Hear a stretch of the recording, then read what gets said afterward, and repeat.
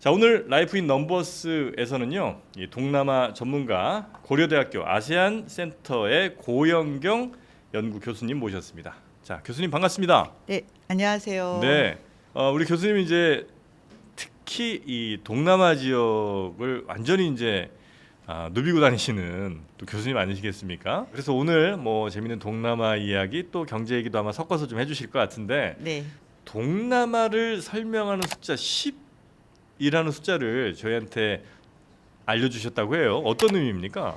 예, 일단 그 아세안이라고 우리가 보통 부르죠. 네. 그래서 동남아시아 국가 연합을 이제 영어로 앞글자를 따서 아세안이라고 부르는데 아세안 국가가 현재는 10개 국가로 구성이 되어 있어요. 그래서 10이라는 숫자는 저한테 지역을 대표하는 의미이기도 하고요. 네. 그리고 뭐 사족이긴 한데 저하고 10은 또 원래부터 의미가 깊은 숫자이긴 해요. 어떤 의미죠? 제가 10월 10일 10시에 태어났습니다. 아, 진짜요? 네. 아, 농담이 아니고요. 정말 양력 생일 10월 10일 10시에 태어났습니다. 그 누군가 같은 날 태어난 아주 유명한 사람 있지 않습니까? 예, 유명하신 분들도 계시고요. 그때 뭐 신의 혁명이 일어난 날이기도 예. 하고 뭐 여러 가지. 아. 그래서 제 생일은 쌍십절로 쌍십절. 뭐 전 세계가 즐거워하고 축하해 주는 날이기도 합니다. 아, 그렇습니까? 그래서 또 10이라는 숫자를 예. 꼽기도 하셨고요.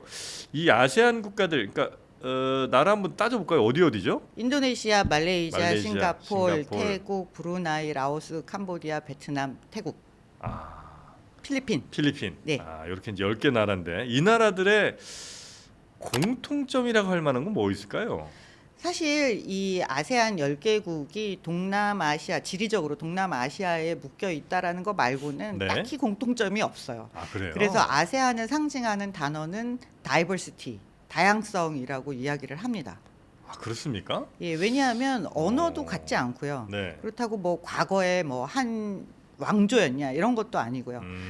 왜냐하면 이제 대양부와 대륙부와 해양부가 이렇게 나눠져 있거든요. 네네네. 그러니까 그렇게 같이 묶기가 굉장히 어렵고 정치 체제도 다 틀리고 역사, 종교, 언어 뭐 다 틀려요. 아. 그런데 그럼에도 불구하고 아세안이라고 이제 하나로 묶을 수 있는 건 뭐 이제 과거에 서구 열강의 식민지 지배를 네네네네. 받았다거나 혹은 그런 열강들의 대척점에서 우리끼리 모여서 우리의 목소리를 내자라고 하는 그런 점이 공통점이 있다라고는 할 수 있는데 사실 그걸 하나의 특징이라고 묻기는 네네네. 어렵고요. 다 같이 쌀밥을 먹는다.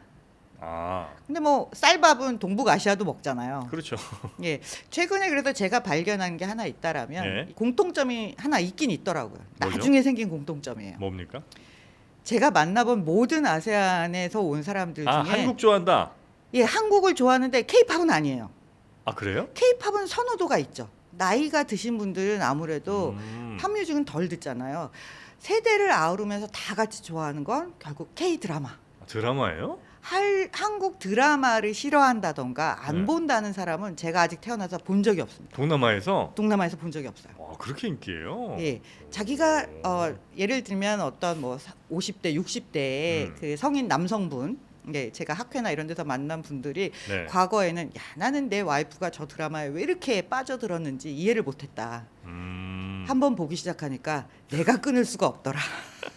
아, 한국 드라마 맵습니다. 예, 네. 한국 드라마를 거의 정말로 제가 본 사람들은 다 좋아해서 아. 후천적으로 공통점이 있다라면 네. K 드라마에 대한 높은 선호도가 아닐까 싶어요. 아, 동남아를 그런 공통점으로 또 엮을 수가 있겠군요. 인구가 사실 아까 말씀 주신 뭐 인도네시아도 굉장히 많고 필리핀도 뭐 억대가 넘잖아요. 네, 아마 이 아세안 지역만 해도 근한 6억 8천만 6억 명. 8천.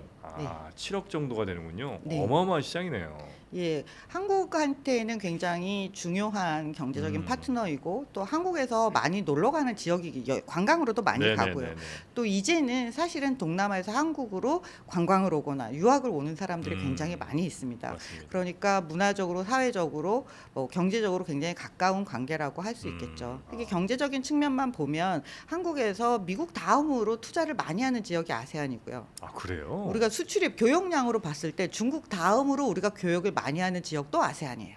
아, 그래요? 예, 그렇기 때문에 사실 일반 사람들한테는 그냥 관광 정도 혹은 우리나라에 외국인 노동자가 많이 와 있지 않나 이런 정도의 인식이라면 기업들은 일찍이 동남아에 대한 관심 또 진출 시장으로서의 가능성에 대해서 굉장히 관심을 많이 가지고 있고 네네. 지금은 그것들이 그냥 단순한 관심이 아니라 이미 많은 실행 단계에 올라갔고 지금은 네네. 좀 더 업그레이드하는 과정이라고 볼 수 있겠습니다. 그런 뭐 기업 활동하는 데 있어서도 우리 그 K 드라마라든지 혹은 뭐 K-팝 혹은 뭐 K-푸드 이런 것들도 도움이 되죠, 아무래도. 엄청나게 됩니다. 엄청나게 돼요. 예, 왜냐하면 제가 아까 드라마를 네네. 말씀을 드렸잖아요. 이 드라마가 미치는 영향이라는 게 엄청나거든요. 그러니까 사실은 우리도 드라마에서 어떤 멋진 배우가 뭔가를 마셨다, 입었다, 뭐 귀걸이를 했다 이런 네. 것만으로도 굉장히 히트 바로 상품이 품절이죠. 되잖아요. 예. 똑같습니다. 아, 그러니까 한국 드라마에서 보여주는 것들이 우리가 워낙에 탄탄하게 작품성, 뭐 스토리도 좋고 잘 만들어서 잘 되는 것도 있는데 아까 처음 좀 전에 말씀해주신 것처럼 우리보다 약간 소득 수준이 낮죠. 싱가포르 제외하면. 네. 그 외의 다른 지역들을 보자면 아무래도 우리랑 소득 격차가 있는데 그들이 보기에는 한국 드라마에서 나오는 한국인의 모습이라는 게 굉장히 소위 말하는 워너비. 멋있어 보이고. 예. 네, 그런 워너비를 보여주기 때문에 거기서 입고 먹고 쓰고 어디를 가고 하는 모습들이 사실은 다 가보고 싶다, 써보고 싶다라는 걸 주기 때문에 그거에 의해서 한국 상품들이 굉장히 잘 팔리는 게 많습니다. 네네네. 음식도 잘 팔립니까? 예, 바로 음식 같은 경우가 가장 중요한 사례라고 할 수 있어요. 원래 한국 라면이 인기가 있었어요. 전 세계에서 뭐 한국 라면 많이 좋아하는데 사실 동남아는 가면 동남아 라면 자체가 인기가 있습니다. 거기도 라면 많이 먹죠? 라면 엄청나게 먹죠. 근데 우리가 생각할 때는 동남아 라면도 잘 팔리지만 그들이 왜 라면을 그렇게 좋아하게 되냐. 맛있어서 먹는 것도 있는데 우리나라 드라마에 라면 먹는 장면이 얼마나 많이 나오는지 아세요? 그렇죠. 많이 나오죠. 제가 강의를 하면서 네. 라면 먹는 장면만 뽑아본 적 있어요. 드라마에서. 정말 편의점에서 먹고 집에서 먹고. 예, 한강변에서 라면 끓이는 기계로 먹는 거 있잖아요. 맞아요. 예. 그런 걸 보면서 저기 가서 저거 한번 해봐야겠다라는 욕구를 불러 일으키거든요. 그리고 뭐 무슬림들은 뭐 술을 안 마시기는 하지만 치맥이라는 것 자체가 하나의 문화 트렌드가 됐잖아요. 네. 그러니까 한국 분들이 나가서 또 치킨 판매하시는 분들 너무 잘 되고요. 요즘은 이제 그게 뭐 점점 더 나아가서 뭐 패션까지도 다 영향을 미치는데 우리나라에서 뭐 브랜드를 사다가 모자, 캡, 야구 모자 파는 브랜드가 있어요. 그 브랜드도 굉장히 인기가 있어요. 동남아에서. 예. 그래요. 그리고 뭐 핸드백 같은 경우도 너무너무 잘 팔려요. 핸드백 우리나라 브랜드요? 예, 우리나라 마르앤제이라고 브랜드가 있어요. 그런데 그게 이제 굉장히 잘 팔리고 있거든요. 이게 뭐냐면 이제 먹는 거에서부터 입는 거, 쓰는 거 이런 걸로 점점 고가의 제품으로 옮겨가고 있는 것을 하나의 보여주는 사례가 아닌가 싶어요. 그럼 이제 우리 기업들은 그런 컨텐츠의 도움을 또 받기도 하고 또 나중엔 또 우리 좋은 상품들이 또 그 컨텐츠를 더 많이 또 사게 만들고 보게 만들고 뭐 이런 이제 서로 선순환이 잘하면 일어날 것 같은데 네. 동남아 시장 자체가 아까 6억 8천만? 네. 네, 그 정도 인구라고 하면 전 세계에서도 굉장히 큰 시장인 거죠. 6억 8천 정도 시장이면.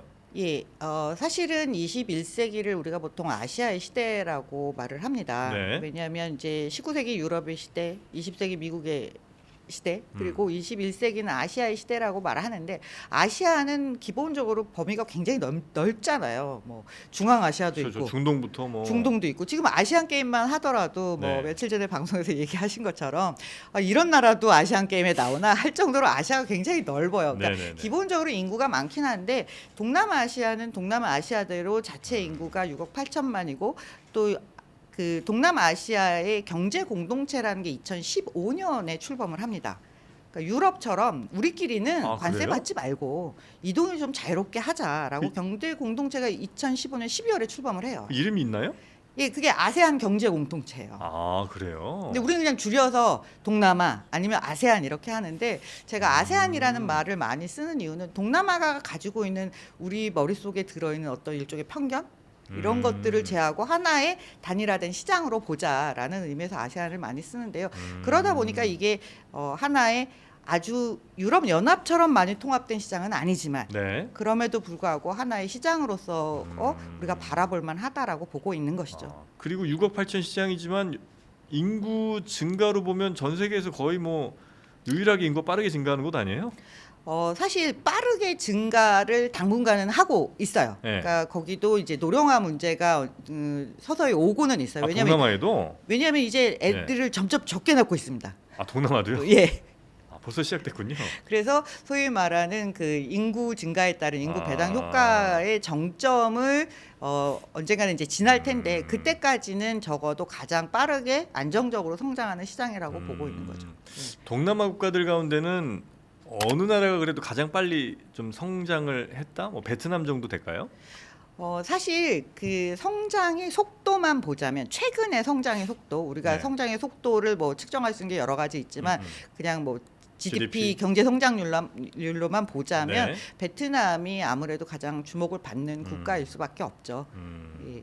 예. 심지어 작년에는 이제 뭐 8%의 성장을 했기 때문에 예, 엄청나게 높은 성장률을 보이고 네. 있고 앞으로도 좀 이어갈 거라고 예상은 하고 있습니다.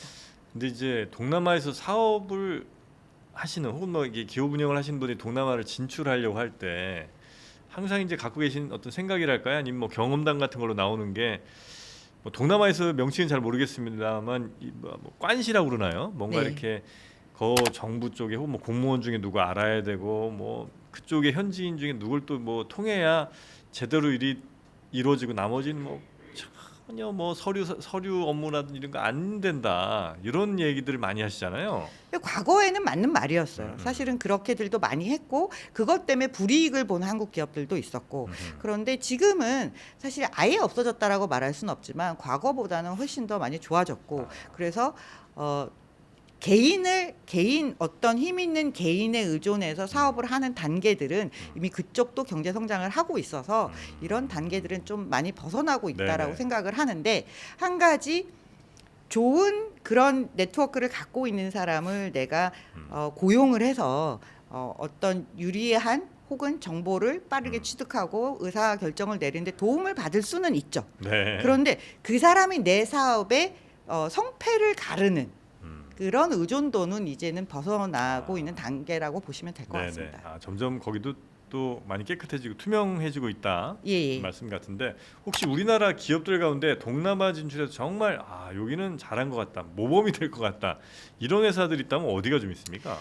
최근에 제가 가장 뭐 강의를 하거나 많은 분들께 소개할 때 드는 사례로는 코웨이를 많은 이야기를 코웨이? 드립니다. 정수기 예. 회사요? 예. 사실 우리나라는 굉장히 수돗물이 좋은 환경이고요.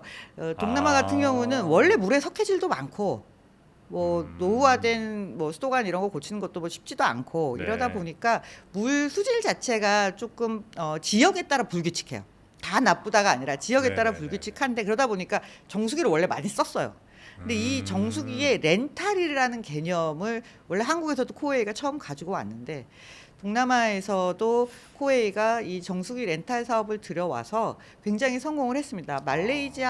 말레이시아에서만 매출이 1조가 넘어요. 동남아 말레이시아에서 1조요? 예.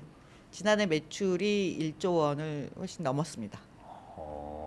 근데 사실 우리가 뭐 라면도 네. 많이 팔고 화장품도 많이 팔고 뭐 사실 이런 제품들을 많이 판매하고 또 수익을 많이 올리지만 저는 코웨이 같은 경우는 기존에 없던 비즈니스 모델을 그 지역에 가지고 들어가서 굉장히 성공적으로 잘 이끌었고 네. 그리고 시장 점유율 넘사벽 1위를 달리고 있어요 말레이시아에서. 그래요? 예.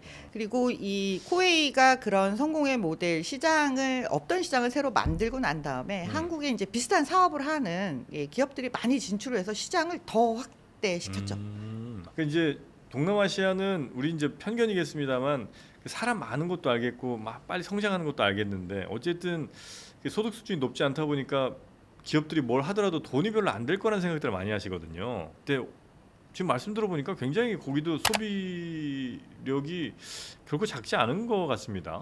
예, 국가별로 좀 차이가 나는 거죠. 아. 인도네시아 같으면 인구가 2억 8천만 명이잖아요.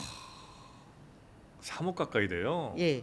그러니까 그 시장에서 뭔가 히트 상품을 하나 낸다라는 것은 굉장한 성과를 거둘 수가 있는 그러니까 거죠. 3억이 다 사지 않더라도 사실 그 중에 어느 정도 소득이 있는 뭐 한 5천만 명한테만 잘 팔아도 우리나라 이상의 시장이 되는 거네요, 거기는. 예. 그리고 뭐 싱가포르는 말씀드린 거의 뭐- 대로 1인당 국민소득이 8만 불이 넘으니까요. 구매력이 엄청나죠. 그리고 싱가포르는 인구가 작지만 뭐 필리핀, 베트남 같은 경우도 필리핀이 1억이 넘고 베트남이 1억 명 정도 되거든요. 네네네. 그러니까 인구 규모나 구매력은 사실 조금 국가별로 차이가 있어서 떨어지는 나라가 있지만 점차 올라오고 있는 중입니다. 그러면 앞으로 좀 더 주목해야 될 그런 동남아 국가들을 좀 이렇게 카테고리별로 좀 나눠서 설명 주신다면 예. 어떻게 좀 볼까요? 예, 사실 지금 한국 기업들이 베트남에 그동안 굉장히 많은 투자를 했죠. 했어요. 그래서 누적 투자 1위 국가로 이제 한국이었는데 최근에는 우리가 미국에 좀 집중하면서 베트남 투자는 좀 줄었어요. 그런데 늘어나고 있는 지역이 두 군데 있습니다. 네. 말레이시아하고 인도네시아예요. 근데 인도네시아 같으면 우리 뭐 배터리의 필수 광물이라는 니켈 있잖아요. 네, 네. 그러니까 니켈 보유량이 전 세계 1위입니다. 인도네시아가 근데 인도네시아는 뭐 니켈만 많이 갖고 있는 게 아니라 뭐 석탄도 가지고 있고 네네, 보크사이트, 자원국이군요. 코발트 뭐 자원 대국이다 보니까 지금 굉장히 많이 투자가 들어가고 있는 상황이에요. 그래서 또 인구도 많고 소득 수준도 점점 높아지고 있고 또 워낙 한국 상품에 대한 선호도가 높아요. 네, 네, 네. 가보시면 떡볶이 집이 얼마나 많은지 놀라실 거예요. 아, 그래요? 한국식 분식집들도 로컬에서 많이 생겼어요. 떡볶이 집이요? 예, 그러니까 한국에 대한 선호도 자체가 굉장히 높아요. 그러니까 뭐 B2B로서 네네네. 투자 들어가는 경우도 많이 있지만 음. B2C 마켓으로도 많이 들어가고 있고요. 말씀드린 대로 뭐 싱가포르, 말레이시아 같은 경우는 구매력이 높고 사실 태국 같은 경우도 구매력은 굉장히 높아요. 1인당 국민소득이 이제 7,000불대이긴 한데 네. 태국 같은 경우는 워낙 이제 트렌드가 빠른 지역이라고 하거든요. 태국이.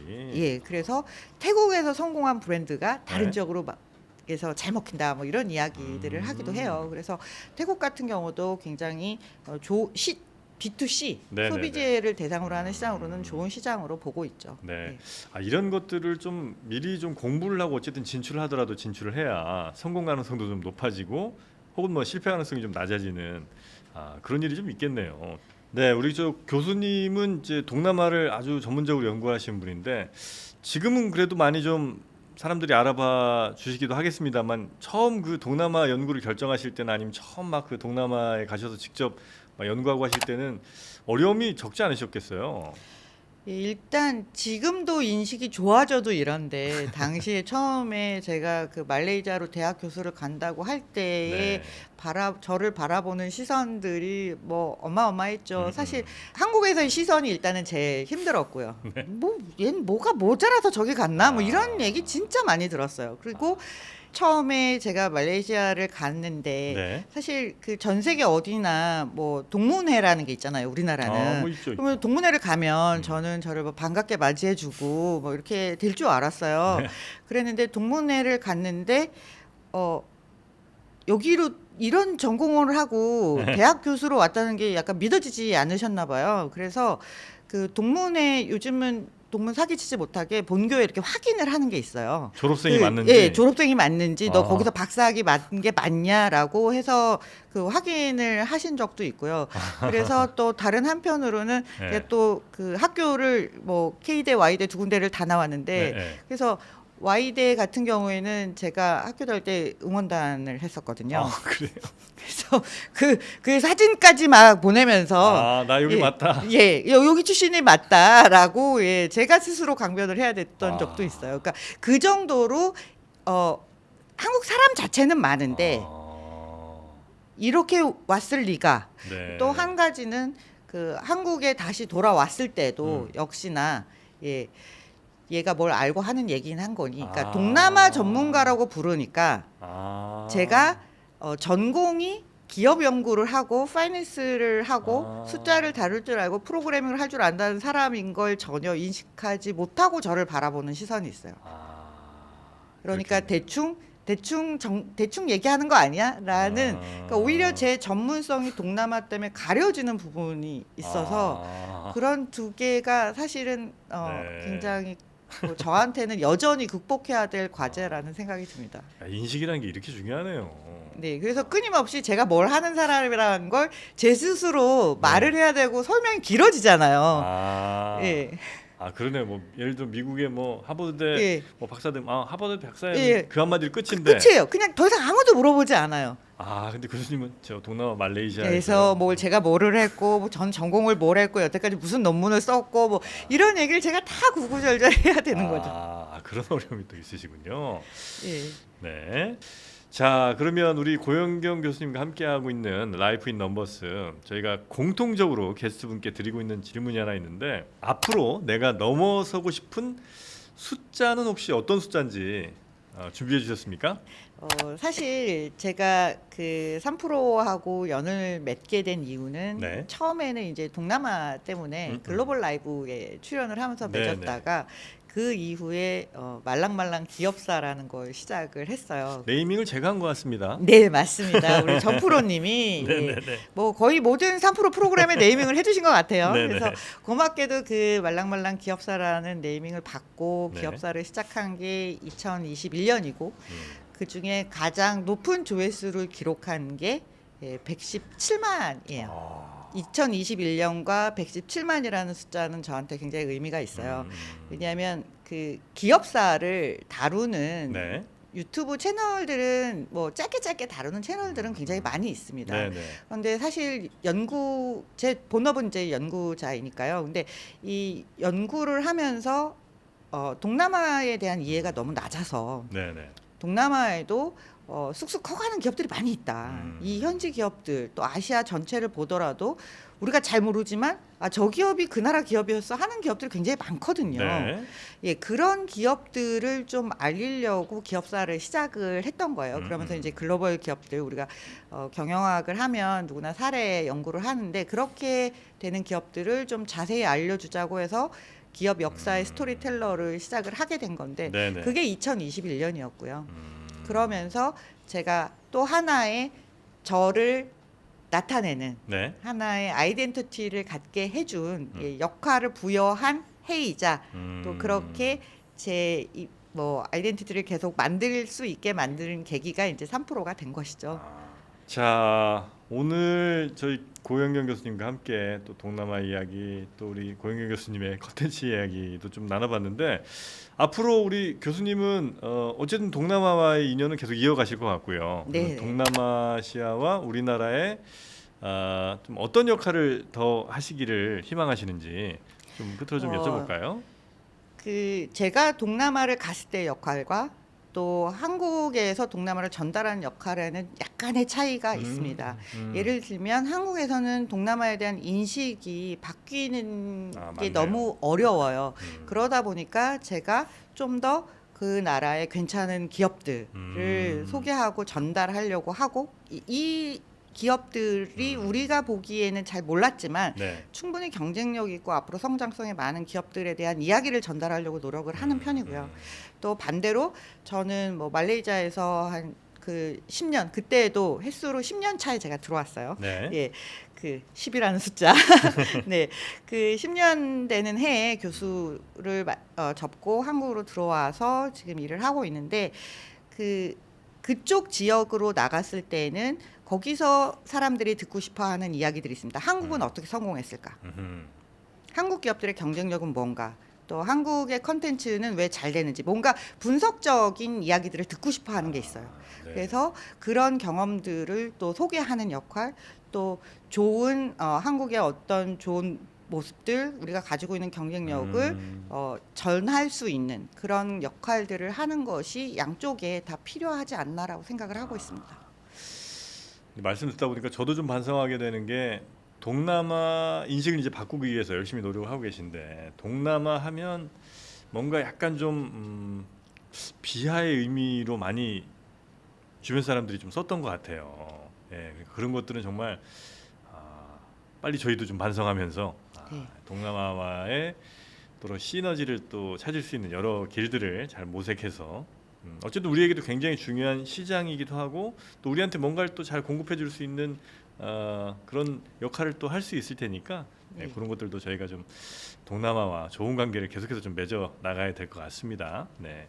자 오늘 저희는요 우리 동남아 전문가 우리 고영경 교수님과 함께 했습니다. 자 오늘 출연해 주셔서 대단히 감사하고요. 오늘 혹시 못다 하신 말씀 있을까요? 못다한 말은 아니고요. 네. 사실 요즘 말랑말랑 기업사가 그렇게 조회수가 잘 나오진 않더라고요. 예, 제가 두 개의 프로를 하고 있는데요. 동남아고와 말랑말랑 기업사 두 개 네. 다 많은 시청을 부탁드리겠습니다. 알겠습니다. 자, 그러면 우리 교수님의 컨텐츠 여러분 많이 좀 사랑해 주시고요. 자, 오늘 고영경 교수님과는 여기서 마무리하면서 앞으로 우리 동남아 그리고 우리나라의 아주 소중한 다리가 되어 주시길 다시 한번 진심으로 바라도록 하겠습니다. 교수님 오늘 대단히 고맙습니다. 네, 감사합니다.